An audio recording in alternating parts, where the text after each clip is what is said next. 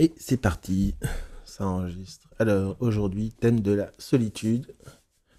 Il y a un peu de monde, on se sent moins seul. Elle est bonne.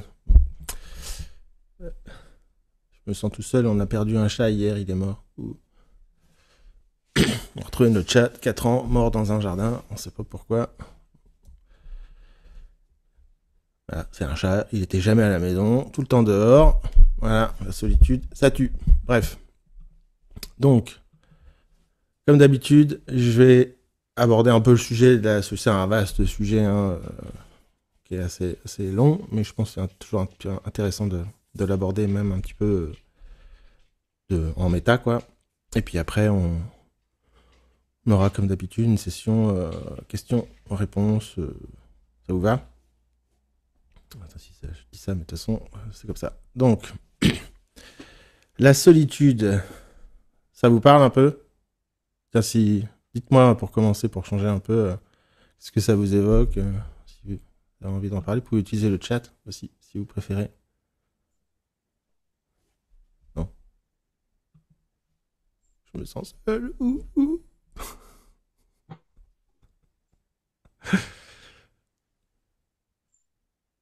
Non, rien. Donc il y a, je lis un peu mes notes en même temps parce que c'est un vaste sujet. Ouais, donc il y a la tranquillité, voilà, la distinction entre solitude et isolement, c'est exactement ça. Là, je lis le chat. Bon, il y a 3 grandes solitudes. Il y a la solitude qui est choisie, d'accord. C'est celle où c'est l'opportunité d'épanouissement perso, genre faire des retraites méditatives, rester seul chez soi, avoir un espace de calme, de tranquillité pour soi, et aussi un espace de productivité et de créativité. J'en avais parlé dans le live il y a un mois sur l'art de ne rien foutre et de réussir quand même avec le deep work, de se créer un espace de focus et de travail. Il y a la solitude qui est l'isolement involontaire. Donc c'est typiquement quand on est seul, pas en couple, sans enfant, ou les personnes plus âgées, ou ceux qui se retrouvent au chômage, etc., puis qui perdent la communauté, le groupe. Et puis il y a la solitude qui est appréciée, au sens les gens qui sont plutôt des solitaires. Et souvent on va confondre solitude et solitaire, j'y reviendrai un petit peu plus tard. J'y reviendrai après. Mais il y a une...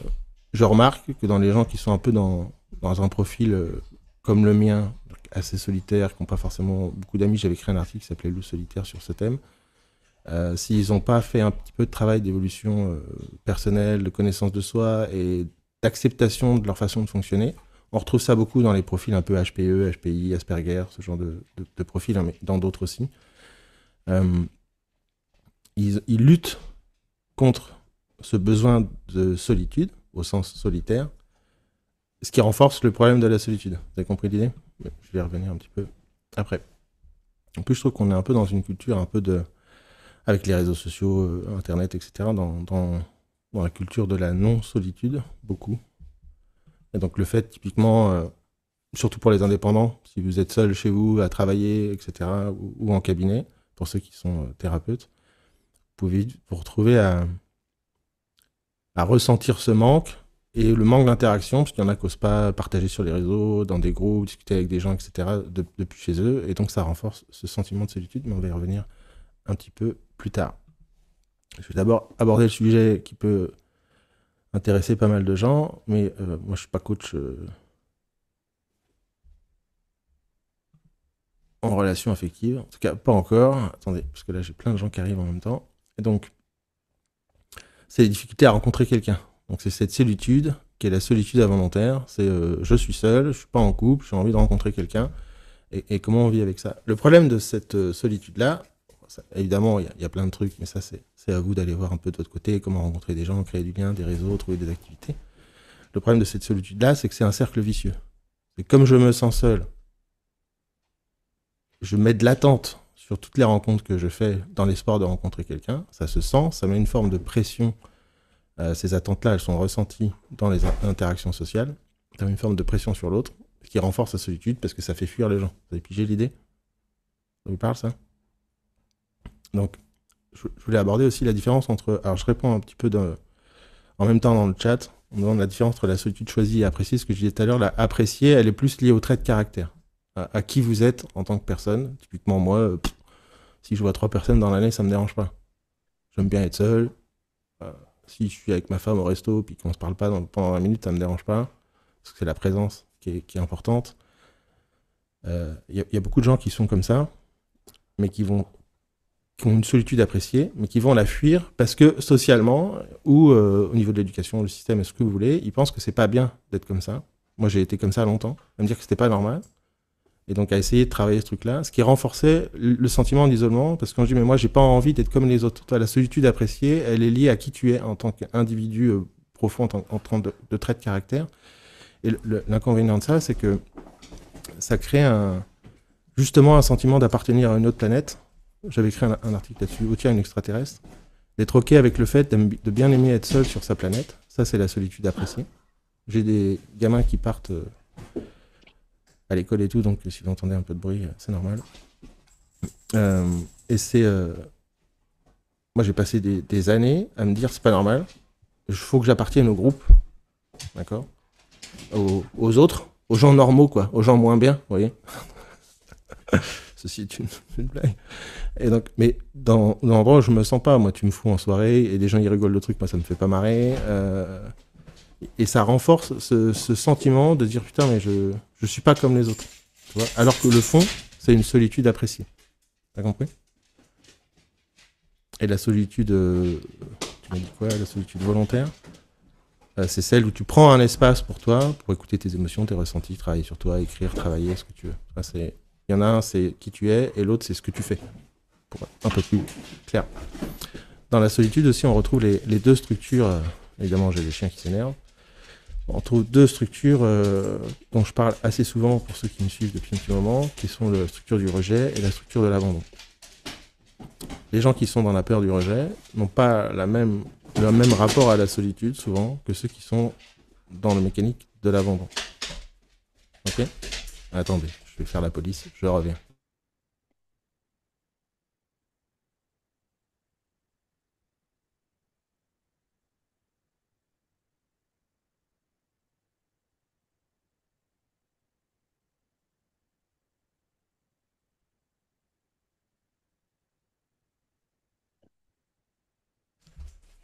Ah là là, fête des chiens. Donc, cette... le rejet, pour ceux qui connaissent pas trop, le rejet dans une structure plus du rapport au regard de l'autre, au jugement, à la critique. D'accord? Souvent, quand on a peur du rejet, c'est qu'il y a eu action. Après, ça peut être aussi dans les profils de traits de caractère, mais c'est qu'il y a eu action au sens où on t'a jugé, on t'a critiqué, etc. Donc, on va s'isoler par fuite, par peur du regard de l'autre. Vous comprenez? L'abandon, on est plus sur l'absence, et donc le besoin on se sent exister par la présence des autres. D'accord? Donc la solitude dans l'abandon, elle est plus liée justement au sentiment d'être seul et d'avoir besoin de monde autour de soi pour se sentir exister. Souvent, dans l'abandon, on retrouve des gens qui prennent pas mal de place, qui parlent fort, etc. Bref. Et donc c'est deux structures de fond qui sont, à mon sens, importantes à travailler. Si vous avez un rapport à la solitude, qui soit en couple, seul, ou en société, avec des amis, etc., qui est particulier. C'est de bien faire la différence entre les deux. Il y en a un, c'est une fuite du jugement, de la critique, du regard des autres. Ok. Et l'autre, c'est une fuite de l'absence. Vous avez pigé? Et on est dans quelque chose de j'existe parce qu'il y a quelqu'un. Ce qui n'est pas dans la structure du rejet. Vous avez compris ça? Pas trop. Alors justement, Moi, j'ai pas trop compris, moi, Laurent. Merci. il faudrait que je refasse tout le cours d'expert du changement sur la Non, non, peur. non, non, non. Ne fais pas, Ça- ne fais pas. c'est- Mais je sens bien qu'il faut que je revoie rejet et abandon. Ouais, à mon sens, c'est des peurs qui sont ancrées dans l'amygdale et donc qui sont ancrées dans tous les êtres humains et on les a tous à différents degrés. Après, il y a des traits de caractère, on a des profils différents. Il y a certains qui sont plus sensibles à l'abandon, d'autres plus sensibles au rejet. Et puis il y a l'éducation, le système, les parents, etc., les liens d'attachement, tout ce qui va toucher à la psychologie et aux mécanismes autour de ces deux peurs. Si tu as peur du rejet, c'est que pour faire très simple, hein, c'est un peu plus compliqué que ça, mais c'est que tu as peur du jugement. D'accord? Il y a une action extérieure. Je ne vais pas vers les gens parce que qu'est-ce qu'ils vont dire de moi? Ah mon Dieu, si je fais ça, qu'est-ce qu'ils vont penser? etc. Ok. La peur de l'abandon, on est plus dans la peur de l'absence, être seul, au sens... en cabinet, typiquement, je m'amusais à tester ça. Tu te mets en face de quelqu'un, tu parles, à un moment tu fermes les yeux, et tu te tais, et tu t'éloignes un petit peu, et tu coupes le rapport. Bah, ceux qui Ah, ont ça, peur de l'abandon, ils réagissent d'une façon qui est complètement différente de ceux qui ont peur du rejet. T'as compris? ok. Et ceux qui ont peur de l'abandon, ils vont pas fuir les gens, du coup, ils vont aller rechercher la présence, c'est bien ça. Ouais, ça dépend. Ça dépend. En fait, quand on a une peur, une croyance que vous voulez, on peut la vivre de deux façons différentes. On peut l'incarner, d'accord? Donc, par exemple, j'ai peur du rejet, j'ai peur du jugement, de la critique. Je le vis de l'intérieur et je l'incarne. C'est-à-dire que c'est des gens qui sont très discrets, qui longent les murs, qui sont un peu toujours un petit peu en retrait, etc. Ok. Et puis tu as la peur du rejet qui est fuite. Donc c'est des gens qui vont être très dans, justement comme ils ont peur du jugement, de la critique, ils vont en faire trop pour montrer qu'ils savent ou qu'ils sont très bien et que c'est très bien ce qu'ils font, tu vois. Donc c'est très une attitude très, regarde moi ce que je fais, c'est vachement bien, t'as vu, viens travailler avec moi, tu vois, ça va être super, etc. Ok. Donc c'est la même structure, mais elle s'exprime à deux extrêmes complètement différents. Et l'abandon, c'est un peu la même chose. Tu peux avoir l'abandon des gens qui prennent beaucoup de place. J'étais à un spectacle samedi soir, la nana devant, elle me prenait la tête parce qu'elle riait aux éclats quand personne rigolait. D'accord. Elle parlait fort, elle arrêtait pas de toucher son copain à côté. Alors, les gens me disent arrête d'analyser. Et moi, je ne peux pas ne pas analyser, c'est automatique. Et donc, j'ai calibré toutes les personnes autour de moi. Et ça, c'est typique de l'abandon. Ben, c'est regarder, j'existe. Comme ça, alors que personne se marre dans la salle. Alors, soit t'as 3 ans et tu te marres sur un truc qui sert à rien. Mais c'est typique du profil regardez, je suis là, j'existe. Ça, c'est typique de la structure de l'abandonnique. Okay. Et à l'autre extrême, c'est comme j'ai tellement peur d'abandonner, j'abandonne en premier. Et dans les relations affectives, typiquement, dans la structure de l'abandon, on va avoir beaucoup de gens qui vont sentir que dès que la relation commence à être émotionnellement importante, c'est-à-dire qu'il y a un enjeu d'amour, de relation, d'engagement, ils vont abandonner la relation. Ils vont autodétruire le système en premier, parce qu'ils ont tellement peur que ce soit l'autre qui abandonne, qu'ils partent en premier. Vous avez compris? Et dans le deuxième cas de l'abandon que j'évoquais, le ha ha ha ha, ce qui se voyait dans le couple, là, je leur donne 15 jours, que j'ai vu samedi soir, c'est qu'elle prend tellement de place, elle a tellement peur d'être abandonnée, que l'autre n'a plus de place. Et souvent, dans ces couples à l'extrême, et son mec, c'était le rejet à l'extrême. Dans ces couples à l'extrême, où tu as le rejet à l'extrême et l'abandon à l'extrême, bah, quelque part, ils s'entendent bien au début, parce que les peurs ne se rencontrent pas, les sentiments de solitude ne se rencontrent pas. Okay. Le rejet va être OK avec le fait que l'autre prenne beaucoup de place. D'accord. L'autre existe à sa place, en fait. C'est raccourci, mais c'est pour que vous compreniez un peu l'idée. En ce cas, à un moment donné, le gars, il dit bah, moi aussi, j'aimerais bien avoir ma place, tu vois, et donc ça finit par péter. Quand l'autre va commencer à prendre sa place, celui qui a peur de l'abandon, il va dire attends, il prend ma place, et la relation va péter. Vous avez pigé l'idée? Il y a plein de possibles hein, dans ces idées-là. Là, je vous donne des clichés, des extrêmes pour que ce soit un peu plus clair pour vous. D'accord. Et donc, Marie-Laure, tu me dis, peur de l'abandon, se moule aux autres. Pas forcément, on peut se mouler aux autres dans les deux cas. Mais dans le rejet, on est plutôt dans les gens assez discrets. Quand c'est l'extrême, plutôt, je me cache. Qui parlent peu. C'est des gens, quand ils sont à l'extrême du rejet, tu le vois tout de suite. Hein, ils rentrent dans une pièce, tu sens qu'ils sont presque en panique, etc. C'est presque une phobie sociale. Alors que dans l'abandon, ça se sent moins, mais ça se sent sur la place prise. Si on se coupe des autres, refus ou excuse comme une invitation, c'est une peur d'abandon. Non, pas forcément. Bon, on va y revenir un petit peu plus loin sur les différentes structures. Okay. Et donc, là, pour pouvoir, si on reste sur le sujet que j'évoquais là, la solitude involontaire quand on est seul et qu'on voudrait rencontrer quelqu'un, pensez à couper vos micros.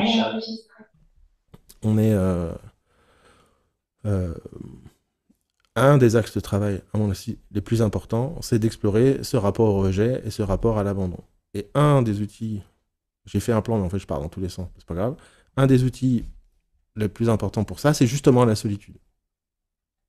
D'accord. Surtout si on a peur de l'abandon. Parce que quand on est seul, et que la peur de l'abandon est forte, le ressenti émotionnel est difficile. Vous comprenez l'idée? Et donc c'est un indice de quelque chose à travailler. L'espace de solitude volontaire, il sert à explorer ses ressentis. Vous avez compris? une peur du rejet va probablement se sentir très très bien, seul. Mais est-ce que c'est un très très bien qui est choisi, ou est-ce que c'est un très très bien qui est une fuite de quelque chose d'autre? Et donc ça demande cet espace-temps d'aller explorer.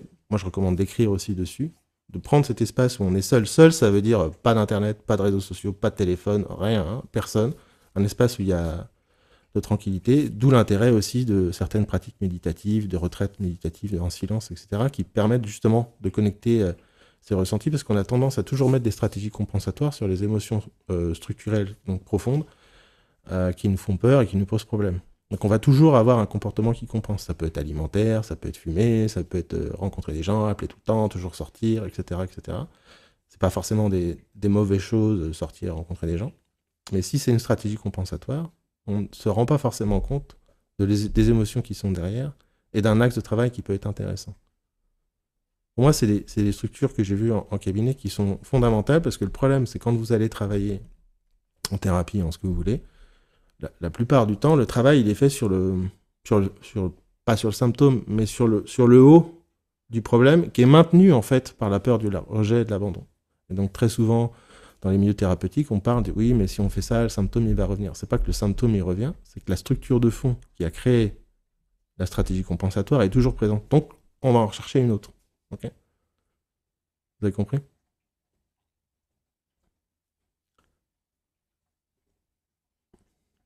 Fuir le rejet, Damien, je disais, c'est ceux qui en rajoutent un peu. Tu vois ? C'est typiquement dans des co-visions, des trucs que je fais dans des lives de Jean-Pierre ou d'autres, c'est des gens qui vont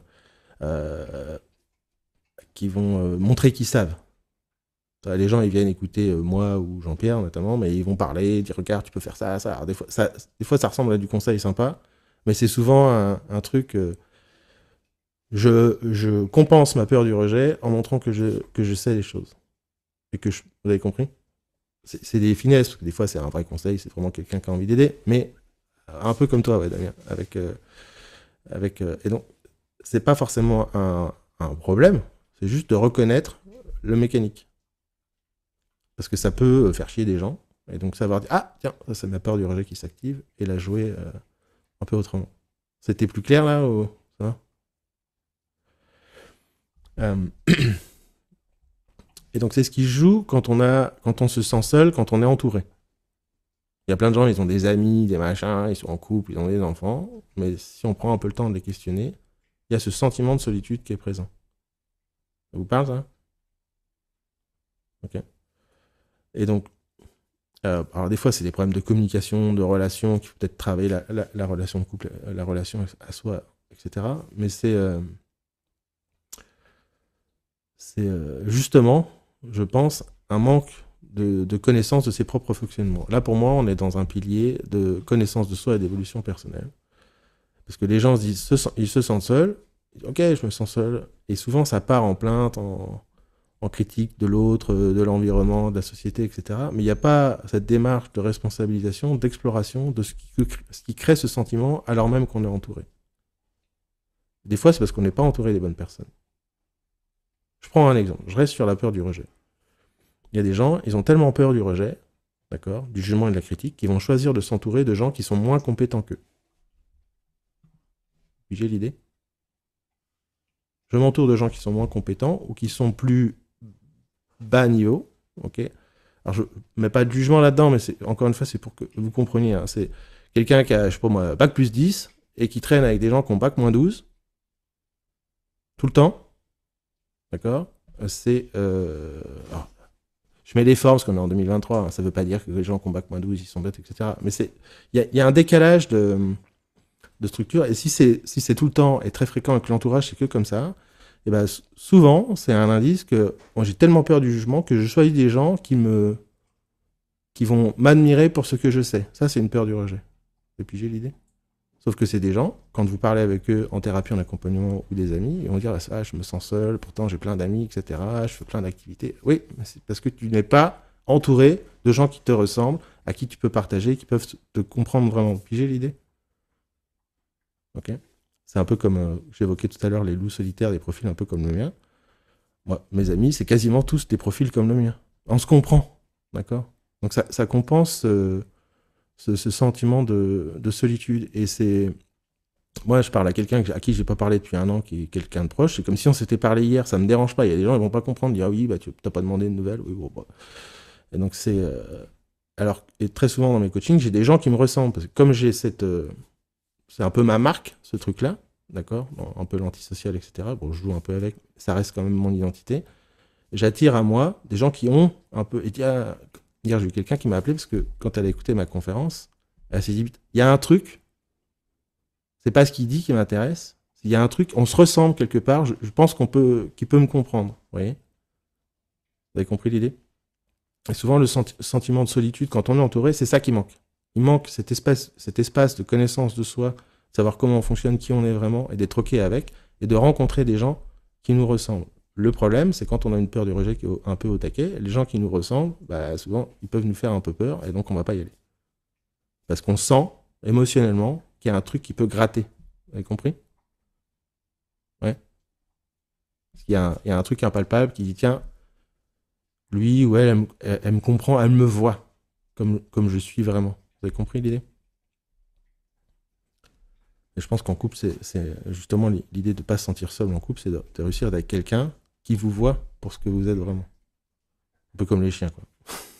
Ah, j'ai tenu 23 minutes, c'est pas mal. Donc, okay, bon, je passe tout ce qui va toucher la solitude en couple, c'est les problèmes de communication, les gens ils parlent pas, ils osent pas dire les trucs, ils passent leur temps à se plaindre, ils savent pas écouter leurs émotions, ils sont pas dans la responsabilisation, ils sont toujours dans l'accusation de l'extérieur de ce qui va pas chez eux. D'accord. Tant que ça c'est là, il y a rien qui peut changer. Hein. Tant qu'il n'y a pas ce que je vis, ça m'appartient. J'en suis responsable au sens c'est à moi de le prendre en charge et d'explorer ce qui crée ce que je ressens dans mon couple, ça ne peut pas fonctionner. D'accord. Ça ne veut pas dire que l'autre n'est pas responsable non plus. Alors, typiquement, tu peux te sentir seul parce que tu es avec un gros pervers narcissique qui est complètement taré, qui t'isole et qui te fait du mal. D'accord. Et ça reste la responsabilité au sens, la prise en charge de la personne, même si là, dans mon exemple, ça peut être très compliqué avec les pervers narcissiques, de dire, ok, c'est moi qui autorise, entre guillemets, émotionnellement, ces enjeux. Okay. Mettez de la nuance dans les mots, hein, c'est pas de l'accusation des gens, bah, c'est de ta faute si t'es avec un pervers narcissique, c'est pas ça. Hein, on est vraiment dans. Il y a quelque chose en moi d'inconscient, d'automatique qui est là depuis très longtemps, qui crée les expériences que je vis dans mes relations affectives. C'est quoi? Plutôt que de dire ah, de toute façon, les femmes, les mecs, c'est tous des cons, tout. Ok? Ça va? Jusque-là? Donc la solitude comme fuite, j'en ai déjà un petit peu parlé. Attends, je lis un peu le chat. Est-ce que la peur du rejet ne cache pas la peur de l'abandon? Si, alors justement, pour ça je suis presque en train de refaire tout le cours dessus, en version accélérée, mais ce que je dis souvent, c'est que il y a des mécanismes de société qui font que les femmes ont le droit d'incarner leur peur de l'abandon. Ok. Les hommes un peu moins, parce que souvent la peur de l'abandon, on retrouve des profils assez émotionnels, d'accord, au sens ils ont le droit de vivre leurs émotions, donc la tristesse, machin, pleurer, se sentir seul, exprimer leur souffrance, leur douleur, leur plainte. Okay. Le rejet, comme ils ont peur du jugement, il y a une espèce d'interdit, d'accord. Et donc, comme dans le système éducatif, qui change un peu, pas forcément en mieux, mais bon, bref, si t'es un homme, dans le masculin, t'as moins le droit d'exprimer tes émotions. Ok. Et si t'es une femme, t'as le droit. Donc l'inconvénient de ça, c'est que les hommes, s'ils ont une peur d'abandon, ils vont avoir tendance à la masquer par du rejet. Et les femmes, c'est l'inverse. Elles vont avoir tendance, d'accord, à masquer le rejet par l'abandon. Vous avez compris? Je dis homme-femme et vous mettez masculin, féminin, ce que vous voulez. Donc, et après, comme on a toujours ces deux peurs de toute façon, tu peux avoir le rejet à 4 sur 10, d'accord, l'abandon à 6 sur 10, donc on va avoir l'abandon en premier. Tu bosses sur l'abandon, il descend à 3, par exemple, et c'est le rejet qu'on va voir. Et donc, souvent, chez les thérapeutes, les coachs, les gens que je vois travailler sur eux, en formation, en stage ou en thérapie, ils vont aller indirectement ou directement travailler sur une de leurs peurs les plus profondes. Disons que c'est à 9, tu es au taquet à l'abandon et tu avais 7 au rejet, ça va descendre à 6 l'abandon et tu vas changer. Les gens, ton conjoint, il va dire mais je comprends pas, t'étais pas comme ça avant. Comme ton conjoint, tes amis, tes proches, ils t'ont aimé avec la peur de l'abandon à 9, ils comprennent pas, ils vont te reprocher d'avoir travaillé sur toi et d'avoir changé. Vous avez compris l'idée? Parce qu'on ne voit plus que la peur du rejet. Et après, tu vas bosser sur la peur du rejet, tu vas revenir comme c'était, et il y a des espèces d'allers-retours comme ça. Et je pense que c'est important à comprendre dans tout ce qui est relations affectives. Parce que quand on fait la démarche d'explorer, de se connaître, de travailler sur soi, ces structures diminuent en termes d'intensité, et donc forcément, ça change, ça tient quasiment tout, hein, à mon avis, ces deux peurs-là. Ça fait changer beaucoup la personne. Donc la systémie du couple, et il y a souvent un temps nécessaire de réadaptation. Ok. C'était clair ça? Donc, et donc là, on est aussi dans la solitude comme fuite, d'accord? On va retrouver là des choses qui demandent un travail thérapeutique assez long, les traumas complexes, les violences dans l'enfance, etc. Ça peut créer soit un sentiment, il y a des gens qui sont très résilients, qui vont réussir à dépasser ça, à changer qui ils rencontrent autour d'eux, etc., et à grandir avec ça, et soit il y en a qui vont carrément s'isoler et considérer que les hommes, les femmes, tout le monde est dangereux. Donc ils se retrouvent seuls parce qu'ils n'ont pas encore fait le chemin de travailler sur tous ces traumas. Et ça, c'est un travail qui prend un peu de temps, mais c'est probablement pas le cadre de ce live-là. Ok. J'explore aussi donc la solitude comme carburant, j'en ai parlé tout à l'heure. Je pense qu'il y a beaucoup de gens, ça leur manque ça. Okay. Ce que j'évoquais dans le live il y a un mois, c'est de prendre cet espace de solitude, à la fois d'exploration personnelle, mais aussi de travail et de créativité. Okay. Typiquement, pour ça, je recommande beaucoup l'écriture. Ce travail vous êtes seul face à une page blanche le matin pour faire votre petit journal personnel, de lâcher le flow. Bah, des fois, quand on ne sait pas quoi dire, on est seul face à sa page blanche. Et les gens, ils vont fuir ça. D'accord ? Et c'est hyper thérapeutique de dépasser ça, de dire, ah, tiens, aujourd'hui, je ne sais pas quoi dire, j'ai rien à écrire, j'ai rien à dire, etc. Et à un moment donné, on passe les filtres d'interdit d'aller explorer ce qu'on ressent vraiment. Et le flow, ça déroule tout seul. Et on commence à mieux comprendre comment on fonctionne et ce qui se joue dans ce moment-là. Vous comprenez l'idée ? Ça, je recommande à tout le monde de prendre 5-10 minutes le matin et d'écrire tout ce qui vous passe par la tête à ce moment-là. Parce que c'est thérapeutique sur ces mécanismes liés à la solitude, aux peurs et aux émotions. Alors je lis dans le chat en même temps, parce que d'habitude je le fais après, mais là comme c'est en lien avec les sujets que j'évoque, c'est plus intéressant. Peut-on, à ton avis, ne plus compenser, peu importe la structure de fond, même en connaissant le fond ? Je pense pas qu'on ne puisse plus ne pas compenser. C'est dans l'humain, ça. On a une structure, on va avoir changement, à la compenser. La question, c'est comment on le compense. Est-ce qu'on commence de façon utile et positive ou de façon destructrice pour nous ?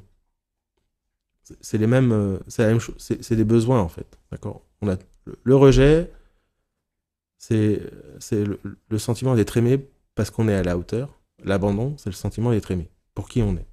Et ça, c'est toujours là. D'accord ? Les gens qui me disent j'ai pas besoin de reconnaissance, ça n'existe pas, ces gens-là. Ou alors c'est des gens qui sont complètement dans le déni, ou ils sont partis en néo-spirituel et croient être des êtres complètement évolués, ça n'existe pas. Donc l'idée, c'est de savoir justement ce qui nous motive au sens... derrière une peur, il y a un désir. D'accord ? Donc si j'ai peur d'être rejeté, de ne pas être à la hauteur, j'ai le désir d'être reconnu. Et d'être aimé pour ce que je fais et reconnu dans ce que je fais.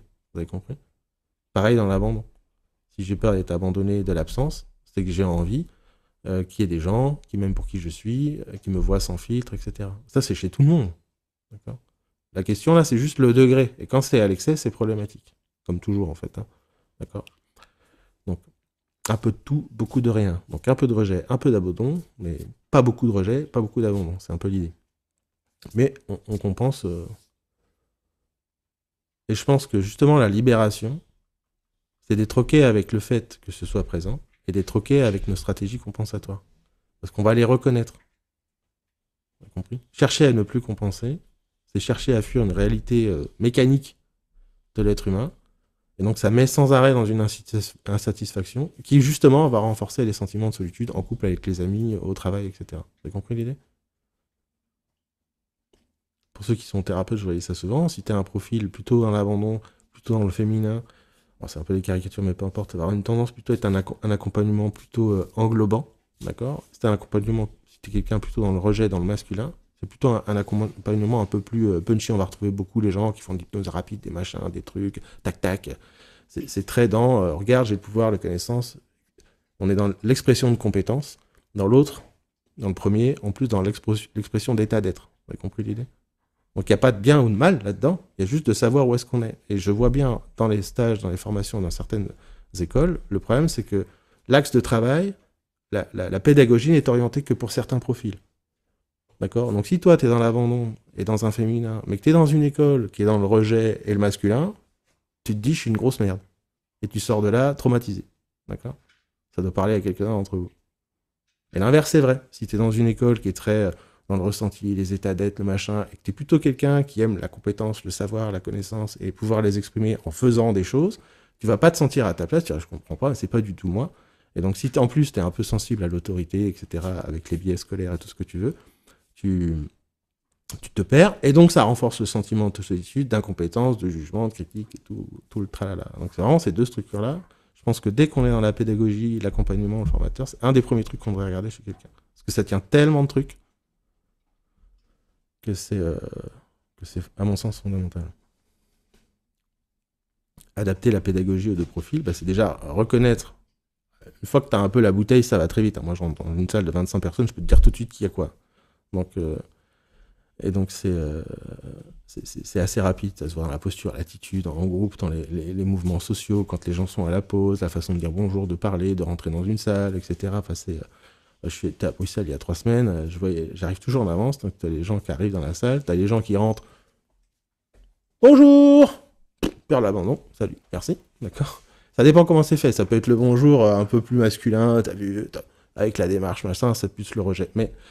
Et puis il y a une nana, elle longe le mur comme ça, elle s'écarte et elle est partie mettre son porte-manteau. Tu le vois tout de suite quand c'est à l'extrême, d'accord. Après, ça peut prendre un peu plus de temps.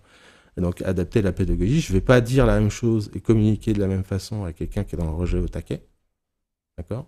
Je reconnais la peur du jugement et de la critique. Donc, c'est des gens, je vais m'approcher tout doucement. Je vais commencer par faire peut-être un compliment, etc. Dire, OK, ça c'est bien, comment tu te sens? Tu vois, je ne vais pas arriver. Et sur l'abandon, je vais fonctionner différemment. Et après, ça dépend de mon intention. Si mon intention, c'est d'aider les gens à dépasser le problème, surtout quand elle est assez élevée, je vais utiliser d'autres stratégies. Si c'est juste de prendre la personne comme elle est, parce qu'il n'y a pas de demande, en général, en stage, il y a une demande implicite. Donc souvent, je me permets des stratégies différentes. J'ai et pareil avec les enfants, pareil dans le couple. Si tu sais pas ce que tu as comme peur principale, ce que ton conjoint a, ou comment fonctionnent tes enfants, à mon avis, le système éducatif et le couple, ça va être compliqué. Donc, parce que c'est pas du tout les mêmes structures. Par exemple, moi, je masque ma peur de l'abandon en affectif par le rejet, d'accord. Sauf que moi, je suis un abandonnique. Voilà, si ma femme elle est pas là, je dors pas bien. J'ai besoin de la présence, ok. Mais si elle est dans la chambre là-haut en train de bosser sa psycho et que je la vois pas de la soirée, ça me dérange pas. D'accord. Le profil rejet, ça va être plus compliqué. Ma femme, elle est plutôt de l'autre côté, elle est plutôt dans le rejet. Ok. Sauf que, typiquement, là, elle va au travail en vélo. Sauf que l'autre fois, elle est restée au travail plus longtemps, elle est allée chez le médecin, donc elle est censée rentrer vers 14h, ce qu'elle est en mi-temps. À 15h30, t'es toujours pas là. J'ai pas de message WhatsApp, j'ai pas de SMS, non. Avant, je me serais énervé, parce que ça vient toucher ma peur à moi, et puis d'autres peurs derrière, mais plus l'abandon. Et en plus, mon profil à moi, parce que moi, comme j'ai peur de déranger, ça c'est dans mon trait de caractère, je vais tout de suite penser à envoyer un SMS. Ah tiens, je suis en retard, je suis au boulot. D'accord? Pour rassurer l'autre. Vous comprenez? Je projette ma peur de l'abandon sur l'autre. Donc moi, j'enverrai facilement un SMS. Sauf que si je le projette aussi sur ma femme dans le mauvais sens, quand c'est elle qui ne le fait pas, je dirais, ah, tu pourrais m'envoyer un SMS, machin. Sauf que là, je lui dis, tu sais, me suis douté que, mais moi, ça me stresse, ça me fait une charge mentale, je sais pas où t'es, je t'envoie un message, tu réponds pas. Le lendemain, elle m'a envoyé un message, je lui dis, je serai un peu en retard. D'accord? C'est des trucs qu'il faut répéter, parce que comme c'est pas dans la structure de l'autre, il oublie. C'est pas qu'il s'en fout de nous, c'est que comme c'est pas dans sa mécanique, il n'aura pas tendance à le faire. D'accord? Et là, souvent, c'est là que vont jouer les conflits dans le couple. C'est qu'on va reprocher à l'autre de ne pas répondre à notre structure. Vous avez compris ce que je veux dire? Ou pas? C'est vrai que dans le couple, c'est un des premiers trucs, ceux qui travaillent en couple, que vous pouvez regarder, c'est les différents peurs chez l'un et chez l'autre, et de voir la systémique que ça va créer et les problématiques de... Bon, après, il faut bien connaître les systèmes de projection, la systémique, etc., mais c'est vachement intéressant. Et donc, c'est pour ça que je dis, pour ça que pour moi, la clé, c'est la connaissance de soi. Il ne s'agit pas de travailler, et ça rejoint ce que tu disais tout à l'heure sur est-ce qu'il est possible de ne pas compenser. Je travaille dessus, ok, mais comme ça n'est pas possible de ne pas avoir ces peurs-là, elles sont toujours présentes d'une certaine façon. Dans l'affectif, c'est toujours tout ce qui est affectif met en évidence les structures qui posent problème. D'accord? Parce qu'il y a des enjeux émotionnels qui sont importants. Donc, c'est une zone de stress pour ces deux peurs-là. Donc, on les voit mieux. Okay, et si vous ne savez pas où vous êtes vous en termes de peur et de mécanisme, où est votre conjoint, où c'est vos enfants, ça crée plein de problèmes systémiques et relationnels. Parce qu'on va projeter sur l'autre nos propres besoins, etc. Et on part en plein... en plein de critiques, en reproches, en attentes excessives. Je ne peux pas attendre de mon conjoint de compenser une peur de l'abandon ou du rejet qui n'a pas été travaillée. Ça, c'est une démarche personnelle. Moi, je peux attendre qu'il la comprenne. Ça, c'est encore autre chose. Mais pour qu'il la comprenne, il faut pouvoir lui expliquer. Et pour pouvoir lui expliquer, il faut la connaître. Et donc, faire ces démarches de connaissance de soi. Vous avez compris?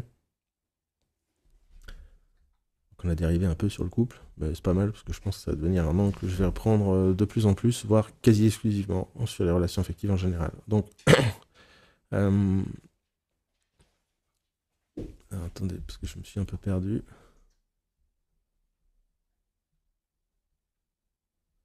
Ouais, donc le fond du problème, c'est les attentes. J'avais écrit plusieurs articles, je crois, sur les attentes. C'est qu'est-ce que j'attends des autres. Et souvent, les attentes qui sont très difficiles à travailler, elles viennent de ces deux structures rejet-abandon. Okay.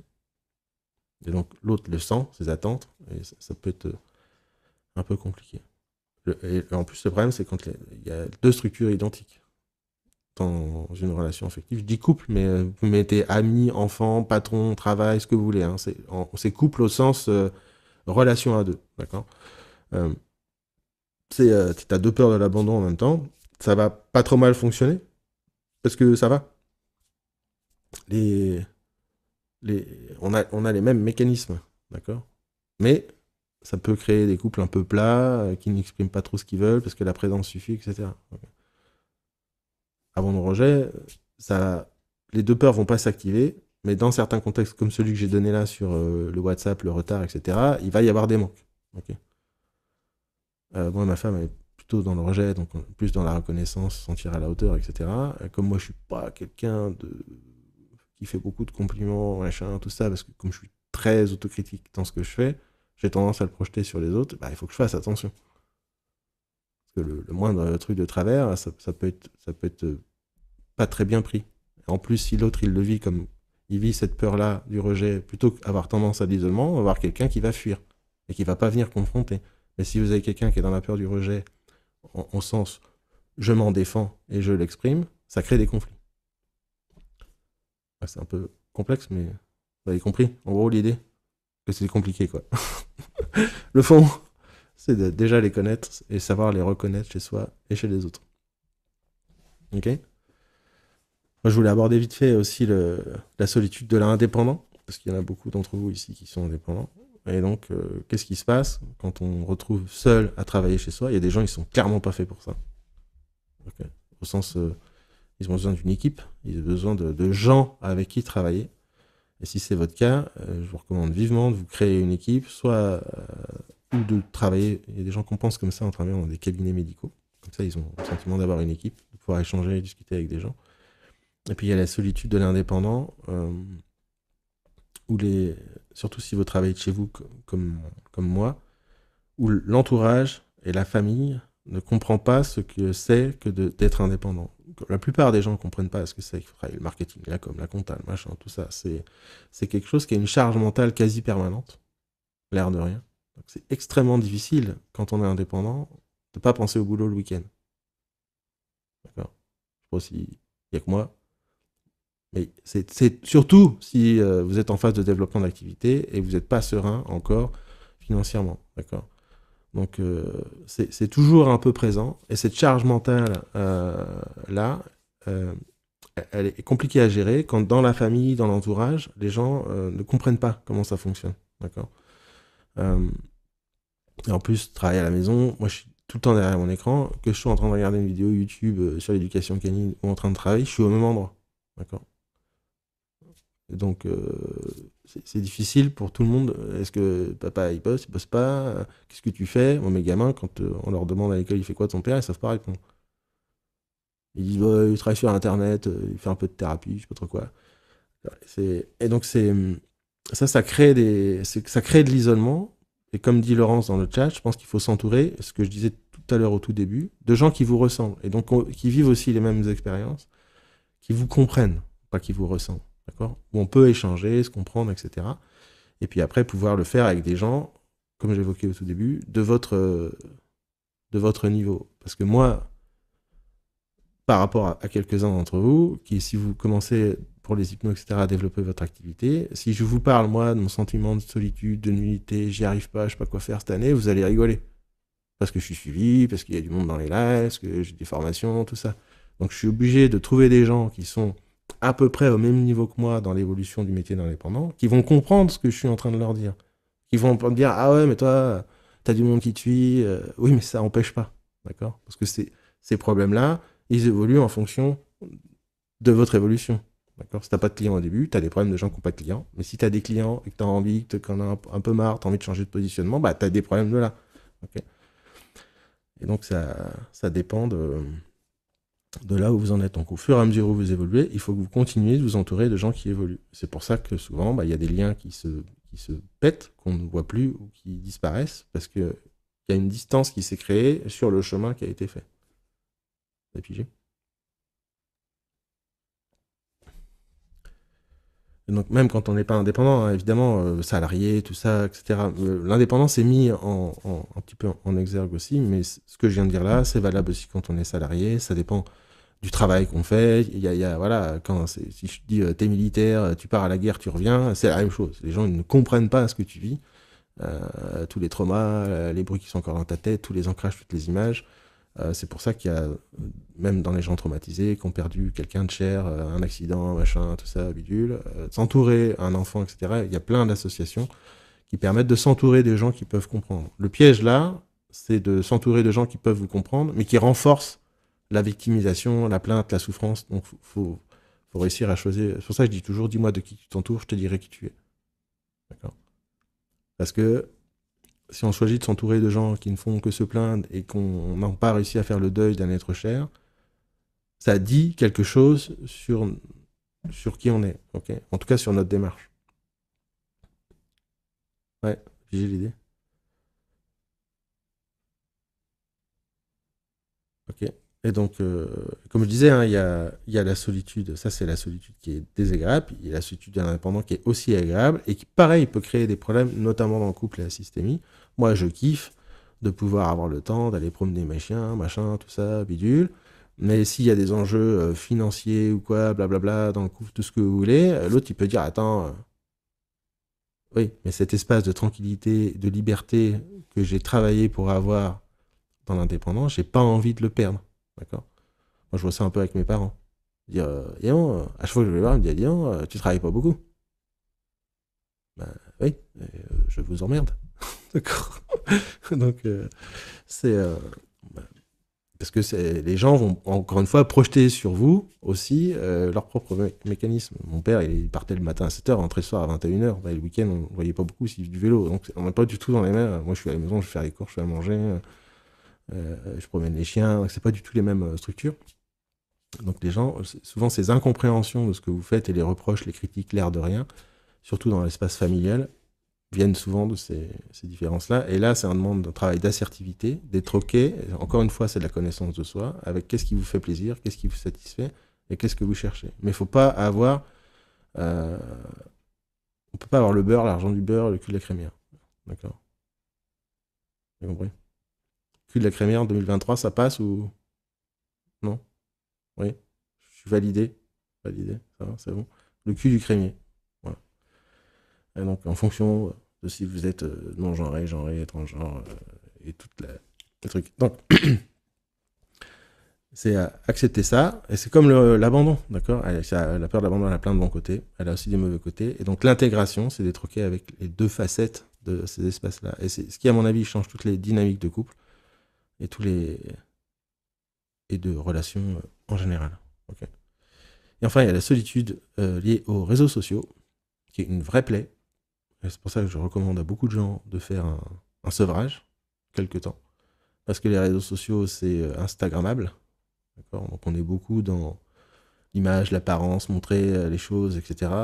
Euh, c'est très rare que des gens partagent et montrent des choses qui sont vraies et sincères sur les réseaux sociaux. Ça existe, mais c'est très rare.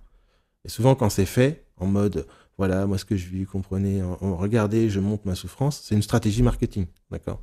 Donc, parce que l'évolution des tendances, c'est une courbe sinusoïdale. Ok. On va d'abord être, je suis dans, si vous prenez l'Instagram par exemple, on va montrer Instagram, on montre, on est beau, ah là, là, on est gentil, on est super beau, on a une belle vie, nanana. Ça marche plus, ça, parce que les gens, ils en ont marre. Donc la nouvelle tendance, elle va complètement à l'opposé de ça. D'accord. Donc on voit les nanas sur Instagram qui avant se montraient retouchées, machin. Maintenant, elles se montrent avec leur cellulite, leur truc, leur bidule, parce qu'on est parti à l'opposé de la tendance. D'accord. Mais ça reste la même structure de l'Instagrammable, de montrer ce qui marche. C'est pas de l'authenticité. Il y en a même maintenant sur Instagram qui truquent leurs photos pour se mettre de la cellulite et leurs trucs comme ça, pour montrer qu'elles sont comme tout le monde. Donc on est dans la stratégie opposée, d'accord. Et donc ça marche comme ça tout le temps. Et donc l'inconvénient des réseaux sociaux, c'est que ça nous crée, surtout si on a peur du rejet, un critère de comparaison, d'accord. Et donc un vieux biais un peu merdique, quoi. Ok. Et en plus, bah, moi j'ai vu ça pendant des années sur les forums de thérapeutes, entre ce qu'écrivent les gens et ce qu'ils font à leur pratique, il y a un monde, mais genre des fois, tu lis des gens, tu te dis waouh, putain, c'est vachement bien. Et tu le vois pratiquer, tu te dis ah, oui, d'accord. Et donc, il y a une différence énorme entre ce qu'on montre et ce qu'on est capable de faire.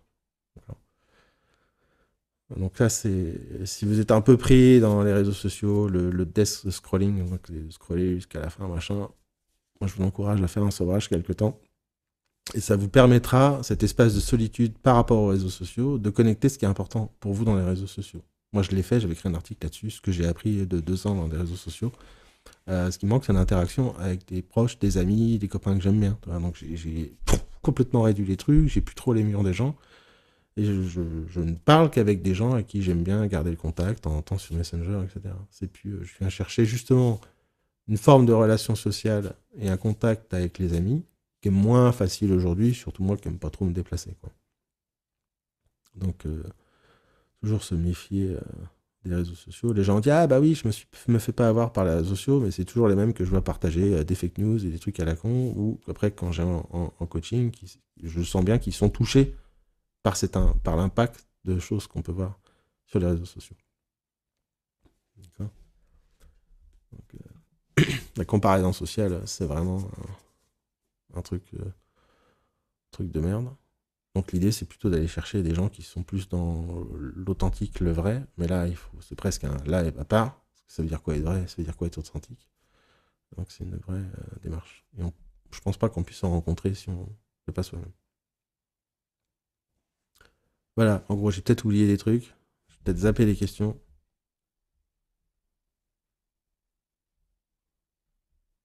Ah, attendez, je lis.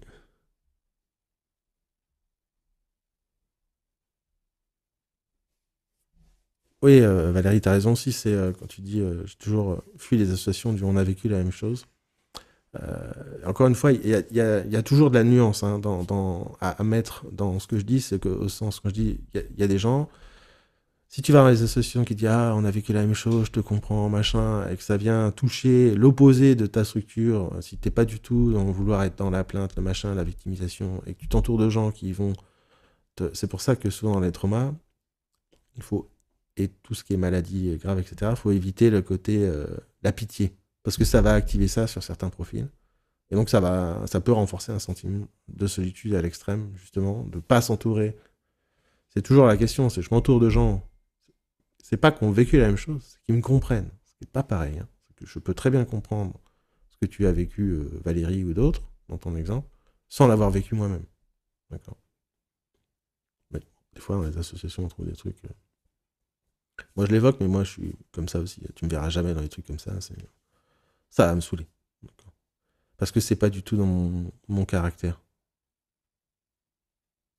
Moi, je travaille mieux sur moi seul chez moi. D'accord. Quand je fais de la. Quand j'allais faire des séances, etc., je fais une séance, etc. Mais le travail, il n'était pas pendant la séance. Il était après chez moi. En allant marcher en forêt, dans l'introspection, dans la réflexion de ce qui s'était passé, ce que j'avais vécu. Et il y a plein de gens qui fonctionnent comme ça, qui ont besoin. Et parce qu'il y a des gens qui vont jamais en thérapie, mais qui sont plutôt très bien alliés, bien équilibrés, parce qu'ils ont cette mécanique d'auto-réflexion, d'auto-questionnement. C'est pas dans tous les profils, hein, tout le monde ne peut pas forcément faire ça. Euh, et donc, par contre, tu me mets du monde, du bruit, des machins, des trucs, voilà, ça me. En fait, ça renforce plus le problème. Donc je ne sais pas de quel enregistrement tu parles, mais tous les lives qui sont faits à thème comme ça, ils sont sur la chaîne YouTube.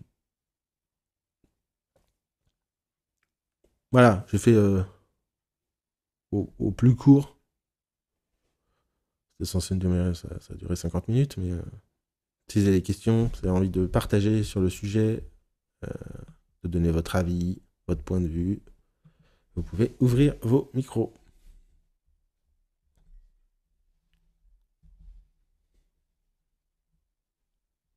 Non? Laetitia a dit dans le chat, je valide pour l'écriture, ça a changé ma vie. Eh oui, je ne donne jamais de mauvais conseils. Non, franchement, l'écriture, le journaling le matin, si vous voulez avoir un impact sur votre vie, faites-le. C'est pas moi qui le dis, hein, vous tapez sur internet intérêt d'écrire, de tenir un journal, machin, vous verrez, il y a même des recherches, des études sur le sujet, c'est un vaste domaine. Laurent, C'est bonjour, moi. c'est Aziz. Oui, Salut! Comment vas-tu? salut, ça va? Ça va. Ouais. J'ai une petite question. Tu as donné un exemple tout à l'heure, le couple abandon, ça peut tenir d'une certaine Mm. manière. Mais m'interroge peut-être trop intellectuellement, mais le couple rejet-rejet, ça donne quoi à l'arrivée? Ça donne deux personnes qui se challengent constamment pour montrer qui est le meilleur, ou est-ce que je suis un peu trop dans la caricature? J'étais parti chercher un café, mais je t'ai entendu. Ça dépend comment est vécu le rejet, mais en général, ça donne des relations assez conflictuelles. Rejet, on est plus dans le conflit, les machins, Hmm. euh, la critique, les reproches. Il y a des gens qui aiment bien ça, il n'y a pas de problème avec ça. C'est couple assez actif, tu vois. Ouais. Et abandon, c'est plus l'air tranquille. Ok.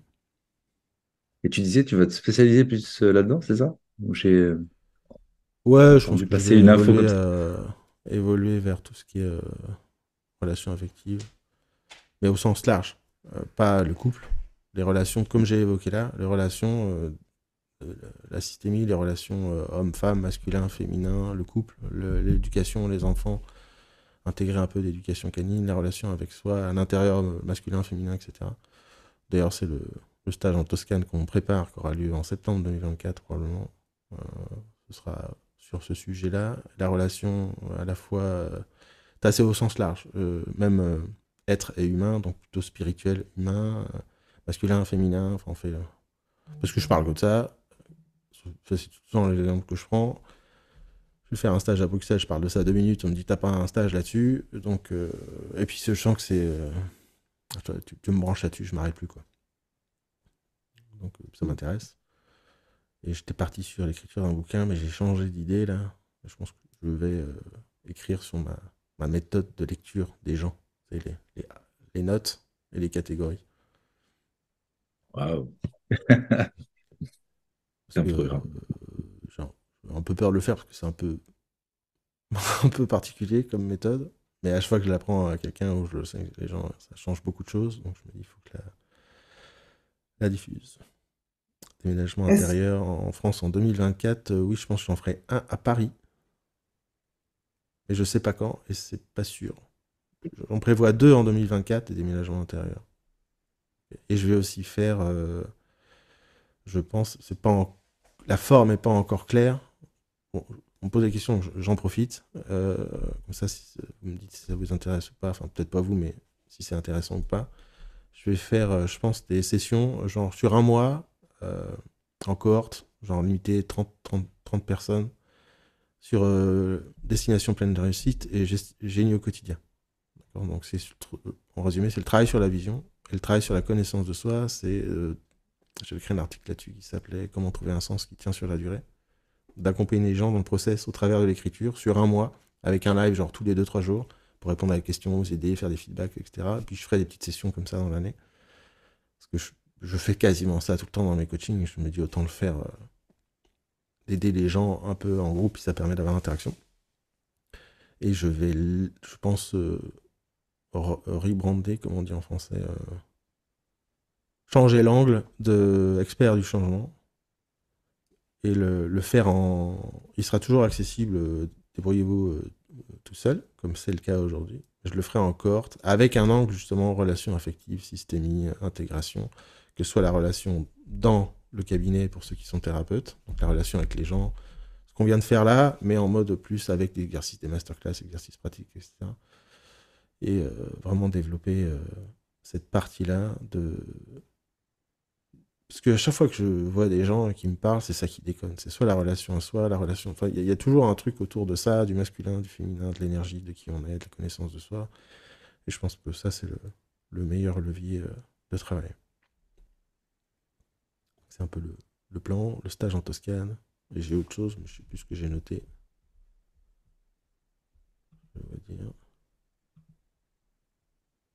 Je vais reprendre aide installation aussi, que j'appellerais développement professionnel, stage sur 4 jours pour tous les gens qui démarrent. Donc, trouver sa place, oser être soi, trouver son style de thérapeute, développement d'activité, stratégie marketing. Peut-être même qu'on le co-animera avec Jean-Pierre, mais ça, je n'en ai pas encore parlé, parce que c'est pas trop le moment. La Toscane, j'ai dit. Génie quotidien, gna gna gna. Et expert du questionnement aussi, mais je pense que celui-là, pareil, il va passer en cohorte. C'est-à-dire groupe limité, fermé, 2-3 fois dans l'année. Voilà. Le stage en Toscane, pour l'instant, c'est juste une idée. On travaille sur le plan, mais on va probablement tourner un mélange de. On travaille sur l'être et l'humain et sur être soi au sens connaissance de soi et surtout l'assertivité d'être soi. Et donc, chaque journée sera probablement découpée en deux. Une partie plus spirituelle avec Marie-France, au travers de la Kabbale, du tarot, des cartes, et une approche plus spirituelle de l'exploration de soi. Donc on est sur l'être. Et une partie plus dans l'humain, avec l'énéagramme, les mécanismes humains et tout ça, qui sera plus par mois. Et on intègre les deux chaque jour pendant une semaine en immersion totale dans un truc assez intimiste de stage. Je crois qu'on sera 10 maximum. Donc un prix un peu plus élevé que celui d'avant. Mais l'idée, c'est de créer une expérience inoubliable, en plus de faire un travail qui aborde les deux aspects, et de ressortir de là avec une spiritualité pragmatique et incarnée, et une meilleure connaissance de soi. Je trouve le projet plutôt sympa, et le cadre, il est vraiment chouette. C'est pas comme l'autre, c'est pas au même endroit. On est à côté de Florence, et ça va être sympa. Voilà. L'article, c'est comment trouver un sens qui tient sur la durée. Voilà, le lien a été mis. Merci, Magali. D'autres questions? Ah, les projets, c'est sympa. Oui. Et donc, voilà, prendre l'angle relation affective en général. J'ai envie de parler de sujets de société, j'ai envie de parler de plein de trucs que j'entends des fois à la télé, que je vois dans des vidéos YouTube. Je me suis mis à suivre des gens qui ont des chaînes YouTube sur les relations affectives. À chaque vidéo, j'ai envie de bondir de ma chaise. Donc je me dis, c'est un bon levier. Et je pense que les lives, je ne les continuerai pas. D'accord? Là, je vais faire ce que j'ai annoncé. Mais après, je vais passer en podcast. Parce que je préfère le format. Pour moi, déjà, c'est plus simple. Et donc, un truc comme ça. Voilà. Alors, attendez, parce que je lis le chat en même temps.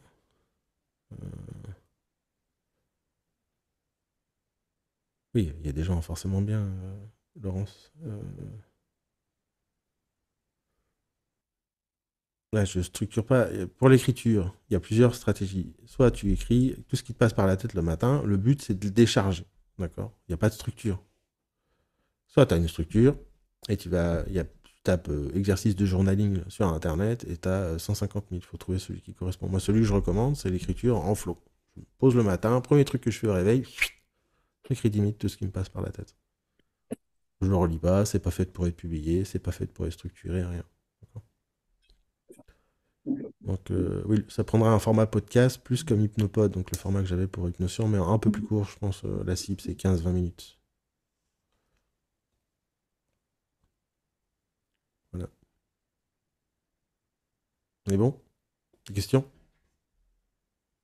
Des commentaires? Beau programme. Ouais. Et en attendant, vous avez toujours Expert du changement, qui est une formation exceptionnelle que vous pouvez trouver sur mon site. Voilà. Bah, les bouquins, il faut que je m'y mette, parce que de toute façon, ma vision à long terme, c'est de vivre de mes livres, et puis à avoir personne. D'accord? Pas de live, pas de machin, pas de truc. Okay. Donc pour pouvoir Dans une grotte, lire, il faut que j'en ai vu beaucoup, écrit beaucoup. Mais ce sera des formats assez courts, parce que j'ai les bouquins de 250 pages, de toute façon je les lis plus, ça me saoule, c'est trop long. Ensuite il y a beaucoup de blabla, donc on est plutôt sur une cible autour de 80, 100 pages, quoi. Moins de 100 pages. L'idée, c'est que quand mon idée, ma vision, ça je travaille dessus, c'est que écrire, c'est que les gens lisent un bouquin, c'est comme s'ils avaient fait une séance avec moi. Donc tu le lis en 1 heure et demie, et tu sors de là, t'as pris ta séance. Donc voilà.